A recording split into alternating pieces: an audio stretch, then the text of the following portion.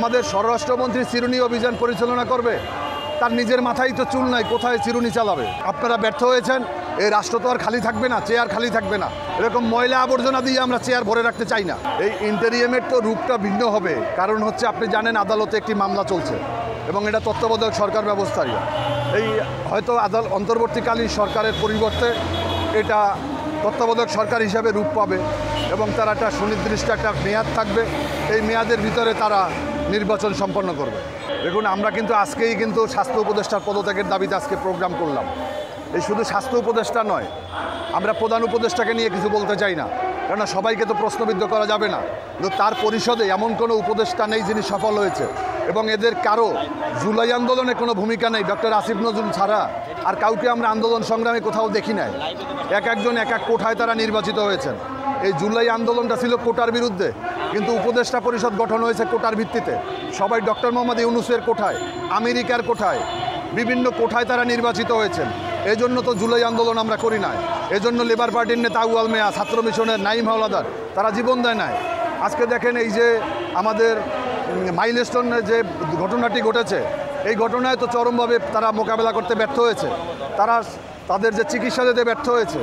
আজকে সেখানে একটা কি বলে মেয়াদ উত্তীর্ণ এবং আনফিট একটা কি বলে ওটাকে সেই বিমান, সেটা গিয়ে সেখানে পড়েছে।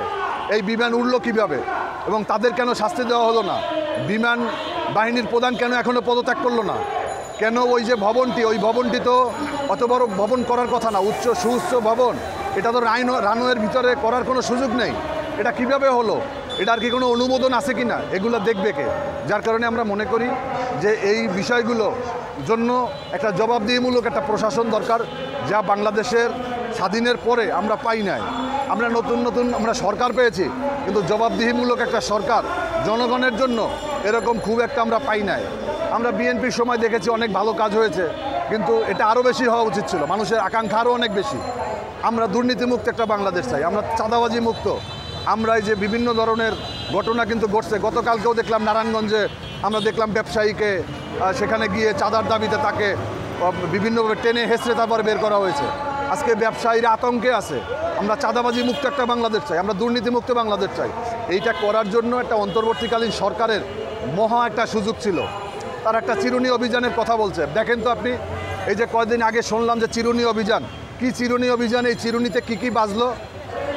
আমাদের স্বরাষ্ট্রমন্ত্রী চিরুনি অভিযান পরিচালনা করবে, তার নিজের মাথায় তো চুল নাই, কোথায় চিরুনি চালাবে? আমরা দেখেছি যে এর আগে সেই ডেভিল হান্ট, ওনার ডেভিল হান্টও ব্যর্থ হয়েছে, চিরুনি অভিযানও ব্যর্থ হয়েছে। এবার উচিত স্বরাষ্ট্র উপদেষ্টারও চলে যাওয়া, তারও থাকার কোনো সুযোগ নাই। তিনি আইন শৃঙ্খলা নিয়ন্ত্রণে ব্যর্থ হয়েছে।